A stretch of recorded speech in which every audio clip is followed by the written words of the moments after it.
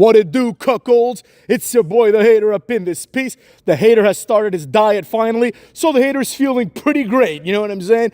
It only takes one day to start feeling fantastic if you eat right, you know what I'm saying? Now, before we get started with this week's episode of Hater Outdoors Raw Review, take a moment to do your boy a favor. Like this video, and if you haven't subscribed yet, I don't even know what you're waiting for at this time. Subscribe right now. It really helps your boy out, as does watching the video in its entirety. You know, I have pretty good retention rates, but some of you don't watch till the end. I don't understand why, because the end is the best part. So, you know, I suggest that you do that. Do it for your boy and do it for yourselves. Now, if you hated last week's Raw, then you're going to hate this one because it was just as bad. This is another candidate for worst Raw of all time. So as we tend to do on this channel, let's start from the top and make our way to the main event. The show starts out by setting up the women's War Games match. One team is led, essentially, by Liv Morgan and Nia Jax, who were feuding last month. But because it's time for War Games, all of a sudden, all the heels have to join a team, and all the faces have to form a team as well. This is one of the worst things about wrestling ever, right? It's basically like this. It's time for War Games, so you guys make yourselves into teams, right? It's like 9th grade PE. You know, find teams of 5. And people just find teams of 5 because that's just what you do. On one team, we have Nia Jax, Liv Morgan, Candice LeRae, Raquel Gonzalez, and fucking Tiffany Stratton. On the other team, we have the tag team champions, Bianca Belair and Jade Cargill. They come out, what's-her-face comes out, Io Sky comes out with them, even though they hated each other 2 weeks ago. And then Naomi's there too, looking like a child, by the way. She was dressed like a little girl. It was really weird. And then they go to the ring, and basically Liv Morgan says, you guys are retards. You don't know how to count, because there's 5 of us and 4 of you. So obviously, because the writing here is first grade level writing, this is when the 5th member comes out. I was hoping it'd be Asuka, but instead it was Black Reign from TNA, who you may also know as Goldust, aka Dustin Rhodes, right? Rhea Ripley comes out looking like Black Reign. You know, she looked horrible. She looked like Alice Cooper. Anyways, she comes out, says, War Games, and then headbutts Liv Morgan with her mask. We have a brawl, and War Games has been set up. Horrible segment. None of it made sense. Nobody wants to see it, but here we are. Next up, we have an actual match. It's Rey Mysterio and Zelina Vega versus Chad Gable and Ivy Nile. This is a match that has a mini storyline, right? Chad Gable screwed Rey Mysterio, and now they have to have a match, and for some reason, it's a mixed tag match. Whatever, right? Rey Mysterio does a perfect lionsault, which begs the question of why he doesn't do this move more often. It was better than Jericho's. It was one of the best lionsaults of all time. Rey Mysterio is just the gift that keeps on giving. He and Zelina also do the filthy animals, pop-up Hurricane Rana into the corner thing. They do it perfectly. Much better than Rey did it with Dragon Lee, of course. Which is really weird too, because usually it was Billy Kidman or Conan throwing Rey Mysterio up, and now it's Rey Mysterio throwing Zelina up, which really proves that Rey Mysterio can do it all. This doesn't lead to anything, even though they do that, and then the aforementioned lionsault. Chad Gable kicks out for no reason. There's no reason for him to kick out, but he does anyways. But that's good, because Rey Mysterio eventually does a 619 and the splash and wins. Great match for what it was. The right team won. I enjoyed this, right? Rey Mysterio has no business losing and jobbing out to people like Chad Gable, who will never achieve anything in this business. Let's be honest, right? I get it. People like Chad Gable. I like Chad Gable. But the reality is this. Chad Gable is like 5 years younger maybe, or like, let's say 10 years younger than Rey Mysterio. And Rey Mysterio has achieved like 100 times more than Chad Gable will ever achieve. So Rey Mysterio should just get the win by virtue of the fact that Chad Gable is probably going to be fired way before Rey Mysterio quits wrestling. So I had no problem with this, with the way this panned out. One weird thing happened afterwards. The Creed brothers come out, and for some reason, Chad Gable is pissed off at Julius Creed, so he slaps him twice. Brutus Creed laughs at his brother, and then they all just stand there and they raise their hands as if they did something impressive. This was really stupid. Whoever came up with this is like borderline retarded. This was incredibly dumb. I have no idea why they did this. Like, they pose in the ring like they did something impressive. It's like you're complete jobbers. You shouldn't even be on TV. Like, they're on the level of Legado del Fantasma. It should be them versus Legado del Fantasma in like the pre-show for like the loser has to dress like a donkey or something, you know, like that kind of match. Remember they used to have those in TNA on Thanksgiving? Like the loser of like a battle royal dresses as like a turkey or something, you know what I mean? That's all they're good for. They have nothing to offer. Chad Gable, at this point, the Creed brothers, who I thought were awesome, but it's done. It's over. You know what I mean? Ivy Nile is like one of the worst wrestlers of all time, right? The four of them are there. Legado del Fantasma is on SmackDown. Just have them fight in the pre-show for absolutely no reason and just have them throw pies at each other or something stupid like that, because that's pretty much all they can do. Complete disaster, right? After this, we have a backstage promo featuring the Judgment Day, right?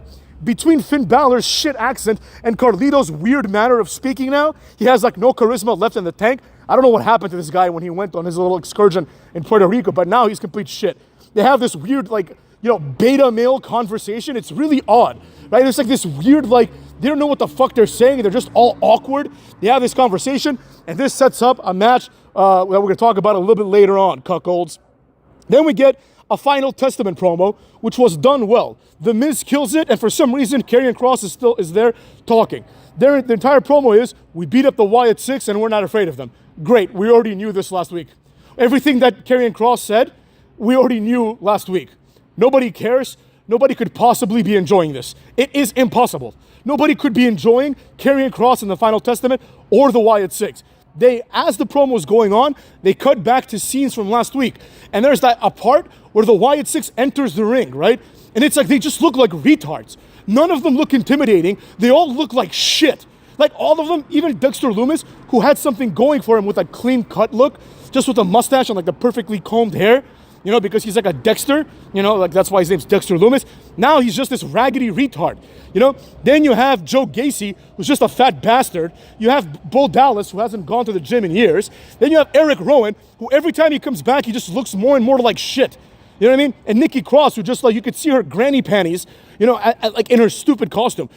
All of them look like goofs. They don't look intimidating. They don't even look cartoonish enough to be funny. They just look stupid. It's like nobody in the world would be intimidated by Uncle Howdy. Like no man alive would be intimidated by Uncle Howdy. But nevertheless, they showed this just to remind us that nobody ever could take this seriously.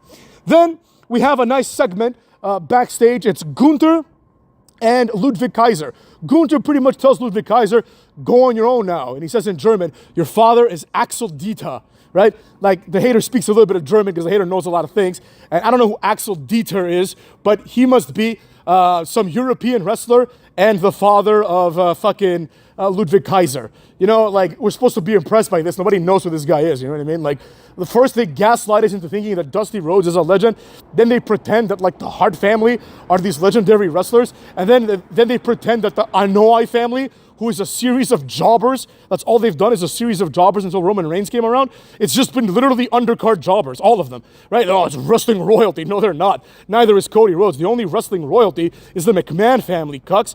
That's about it. Nobody else is noteworthy. Oh, the Von Erichs, nobody knows who they are. Nobody knows who they are. You could show everyone a picture of like Fritz Von Erich and people be like, why are you looking at old people pictures? That's weird. But anyways, this happens, and this leads to a continuation of the short-term cucking of Gunther. And this continues. Gunther takes off his jacket, and he sees Damian Priest just sitting at a table for no reason whatsoever. It's really weird. There's like a random table, and Damian's sitting there. So Gunther attacks him from behind, picks up a pipe, and gets his ass beat. The world champion just gets kicked once, maybe in the balls, it was hard to see, and he just collapses. And Gunther's just there like basically dying. He's the world champion, mind you, right? The world champion just got his ass beat by a guy who wears eyeliner. And the guy that wears eyeliner then has the balls to say this, in the ring you might be the general, but in the streets, I am the king. God, I would have just loved to see like a real street dude just come up there and just like put them both in their place. But anyways, that's not here nor there. I like Damian Priest. I'm happy that he got one over Gunther, but this is stupid. This is a waste of time. Nobody seriously thinks that Damian Priest has any chance. This is going to serve as the redemption arc for Gunther to get his confidence back. But having a non-confident champion who is now basically a cuckold, despite the fact that he's been pinned like 3 times his whole WWE career, is really, really whack. Anyways, it is what it is. The segment ended with the World Heavyweight Champion getting his ass beat by some other guy. So, now we move on to an actual match. Sheamus versus Braun Breaker. The match, as anyone would expect, was very solid. Sheamus is a bona fide Hall of Famer. Sheamus is just a legend, right? Sheamus rules. even in this day and age, Sheamus is awesome. And it got me thinking, like 10, 15 years ago, Sheamus was bro-kicking the shit out of like Stardust and Goldust and Damian Sandow and Drew McIntyre. He was just beating these guys like left and right, like squashing them in 3-minute matches, right? Because that's when he was like in his 30s and everyone else just sucked ass. Sheamus became the champion, everyone else became a failure. And now the tables have turned inexplicably. All of a sudden, Cody Rhodes is a big deal, and Sheamus is like a mid-card wrestler. Why? For what reason? This is the same guy that would squash Cody in 2 minutes. But anyways, it doesn't matter. We don't even know if Cody Rhodes is a real main eventer because he wrestles like 4 times a year. Same thing with Gunther. So it's like, how do we know that they're main eventers? Why? Because Cody Rhodes beat Kevin Owens, who hasn't won a match in 3 years? You know what I mean? It's really, really stupid. The whole thing is really, really dumb. Right? The match is good. Ludwig Kaiser comes out and does the exact same thing he did about a year ago. He attacks Sheamus. He also attacks Braun Breaker, right? He does the little compass rose, whatever the hell he calls it, the Velveteen Dream finisher, basically, on Braun Breaker. Then he does the same dropkick he did to Sheamus a year ago, does it again, and he tells Sheamus, I told you I'd come back until you're gone, or whatever, some bullshit, right? Sheamus already beat his ass. Like, what more does this guy want? But anyways, it is what it is. That's what we saw. Before this match even started, though, we had a segment of the Viking Raiders just looking like shit. They just look like shit. It's like both of them need to lose 20 pounds each to be even remotely presentable. I understand Hansen is like a fat guy wrestler, but he's getting a little out of hand. And Raymond Rowe, or Eric as we call him now, is just like fat for no reason. He's not supposed to be a fat guy wrestler. He's supposed to be a big, intimidating guy, and now he's just like fat. They both look just sloppy. They look like pale and sloppy, and honestly, they look a little bit sick. So they come out because they're the number 1 contenders, and they're going to be wrestling the Judgment Day because they're the number 1 contenders. However, they're not going to be wrestling the champions for some reason. They're going to be wrestling Carlito and Dom. Why? Why not just have them wrestle the champions? Do you really need the Viking Raiders or the War Raiders or whatever the fuck they're called this week? Do you really need these guys to be in semi-long-term booking against Finn Balor and JD McDonough? This is an undercard match. This is a pre-show match. Just have it on Raw and get it out of the way, motherfucks. Nobody cares about this at all. Like, if this match, right, if this match was on the card and they canceled it 3 days before the pay-per-view, literally not one person is going to say, well, that match is not there, so I'm not going to watch the pay-per-view, right? This is not a match that draws. These are not wrestlers that draw. These are people that are siphoning money out of this company by doing absolutely nothing. This was really, really dumb and really, really bad, right? Then we have a segment where the lackeys of the bloodline, Sami Zayn and the Usos, they clearly have essentially embraced once again their role as supporting cast, as lackeys, as gophers, as bitch boys, right? Basically, Roman Reigns' 3 bitches go and beg Seth Rollins to join Roman Reigns' team. This is, at this point, humiliating. The entire Jey Uso push of him being his own man is now down the shitter. Nobody cares about it anymore because he is happy, as usual, to be a lackey. Several years ago, Roman Reigns says Jey Uso will do what Jey Uso always does. Fall in line. And that's exactly what he's doing now. He's falling in line. This is Roman Reigns' match. This is Roman Reigns' fight. But for some reason, these lackeys, and the reason is they're just complete bitches, basically, right? They have no backbone. They're not real men. They're ready to go fight another man's battles for him when the man who's the catalyst of this feud isn't even there. Roman Reigns doesn't even care enough to show up. He doesn't give a shit, motherfucks. He's probably still sitting in that chair waiting for Paul Heyman's phone call. Meanwhile, these 3 bitch boys, these lackeys, come out and they're like, Seth, please join us. Sami Zayn is especially grovelly, and he basically says, Seth, you did it last year, why don't you do it again this year? Which is at the time when Seth Rollins should have just smashed his head. They said the same thing to LA Knight, and LA Knight, who is a real man, both in real life and as a character, he's like, nah, I don't care about this is not my fight. Seth Rollins is like, well, if this happened and that happened, shut your mouth. You know, there was a point when Mick Foley was on his last few matches of his main career. Remember that? And he was being destroyed every week by Triple H and DX. And he never asked anybody for help. Not even The Rock, who was his on and off tag team partner. The Rock would just come out and help him. He never asked. There was when it was him versus Orton, Orton, Batista, and Ric Flair at WrestleMania, he never asked for help from The Rock. The Rock just essentially came out of retirement in order to do that, right? He did him a solid, if you will, right? He did him a solid, and the whole point of the booking of that was that Mankind / Mick Foley / Cactus Jack, or many of his other iterations, he's too much of a man to ask for help. This is maybe what they're doing with Roman Reigns, but the problem is his 3 bitch boys are not manly at all. Like Jimmy Uso might as well just be a girl. You know what I mean? You might as well replace him with Ivy Nile at this point. This guy, all he does is makes these weird emotions, does the super kick, and that's it. This guy's a complete waste of time. You know, I can't believe that Jey Uso has a job. Same thing with Jimmy Uso at this point. I mean, sorry, Jimmy Uso is what I meant. But Jey Uso too, if we're being honest. This is a super kick and says yeet. Like nothing's there, you know? He got over on his own and that was awesome. But all of this is done now. He's now a bitch boy. Same thing with Sami Zayn, whose storyline was also, I need to escape Roman Reigns' abuse. Oh, but both of these guys that escaped Roman Reigns' abuse are now willingly putting themselves back in the position of Roman Reigns' bitches. It's as simple as that. No reasonable person could see this in any other way. This is what we saw. These guys are out there begging for people to join Roman Reigns. Imagine that. Imagine you have someone that you hated last week, and now you're going to people that also hate him and saying, we need you to join us. Also, by the way, is Solo Sikoa really this big of a threat? You have Roman Reigns, arguably the greatest champion of all time, and you have Seth Rollins, who's going to join the team eventually, who's a multiple-time champion. And even with these guys, Solo Sikoa and the rest of the team that's won basically one tag team title that lasted for like 2 weeks, this is the team that everyone's having trouble with? Like, don't you just wish that a prime Scott Steiner would just go in there and just destroy all the Samoans, Sami Zayn, Bronson Reed, and Seth Rollins, and just make fun of them for being either fat or effeminate? Do you know what I mean? Like, just that's what you'd want. You want Scott Steiner in his prime, you just go there, just destroy Tama Tonga, like in 2 seconds, destroy Camacho, destroy that fat-ass Jacob Fatu, that fat-ass Solo Sikoa, that fat-ass Bronson Reed, and Roman Reigns, who's like half his size. Just destroy them all and be like, this is it, it's the end. This whole thing is bullshit. Scott Steiner's here. That's what you'd want, or maybe like a Kane. Someone like that, like a real hero, you know? But whatever, it is what it is. I've gone on about this way too long, cucks. The War Raiders, like I said, beat Dom and Carlito, and then we get the Wyatt 6 promo. This is straight up stupid at this point. It's basically Uncle Howdy saying, you done it now? We gonna get you next time. Like, nobody cares. You know what I'm saying? Just get fired, motherfucker.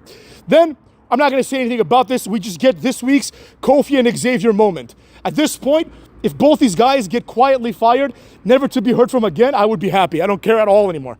I don't care at all. It's like the amount of time that Kofi and Xavier have wasted from all of us collectively over the last like 3 months of this is unacceptable. There's probably like an hour of Xavier Woods saying the same shit. This time, it's Otis and Tozawa who are going to be in a match with them next week. It's always next week, by the way. It's never this week. But anyways, Otis just interjects and gives unsolicited advice. I don't know why people keep doing this. Xavier Woods is right. Stop giving him unsolicited advice. He doesn't want it. He's made it clear. So anyways, that's going to happen. Nobody cares. Now it's time for the main event, which of course is freshly bleached Seth Rollins and 59-inch neck Bronson Reed, motherfuckers. The 59-incher himself comes out, and so does Seth Rollins. As soon as the match starts, the bad bloodline comes out, and then the 3 aforementioned bitch boys come out, without Roman Reigns, of course, to fight them for no reason. It's like these people, their beef is with Roman Reigns. It's not even with Jimmy Uso or Jey Uso or Sami Zayn. Like 2 weeks ago, Sami Zayn was being recruited by Solo Sikoa. Solo Sikoa cares more about Sami Zayn than Roman Reigns. Roman Reigns doesn't even want him there. You know what I mean? Same thing with Jey Uso. Jey Uso's like, I'm out of this, Us. 2 weeks later, I'll do anything you want me to do, Us. I'll go to every show and beg everybody every week, Us. Go fuck yourselves. All this whole family is fucking annoying at this point. The Anoa'i family, more like the annoying family, am I right? Anyways, the match goes on for a fucking eternity. Seth Rollins does the pedigree, tries to pin him. Bronson Reed kicks out. The pedigree used to be a protected finisher, but now that jobbers use it, nobody cares anymore. Seth Rollins then does the stomp, which was enough to beat several wrestlers throughout his entire career, right? He didn't need to do a super stomp to beat Brock Lesnar, just do a few more stomps. Then he climbs up to the top turnbuckle to do the super stomp. Solo Sikoa gets up on the announce team desk, right? He gets up on the announce desk and just sticks his tongue out and says, come on. And for some reason, this is going to be enough for Seth Rollins to join Bloodline in War Games, right? Solo Sikoa didn't even go in there and like attack him. He just stood on a table. And because Seth Rollins is a retard, he gets distracted, looks at him, Bronson Reed gets up, Death Valley Driver, 2 sentons, tsunami, 1, 2, 3, and then Solo Sikoa raises his hand. This is what wrestling is today, motherfuckers. This is what wrestling is. I'm not gonna bore anybody else with another, like, you know, epilogue here, but the facts are the facts, right? None of this stuff is cool. None of this stuff makes sense. So that being said, take care of yourself, cuckwads.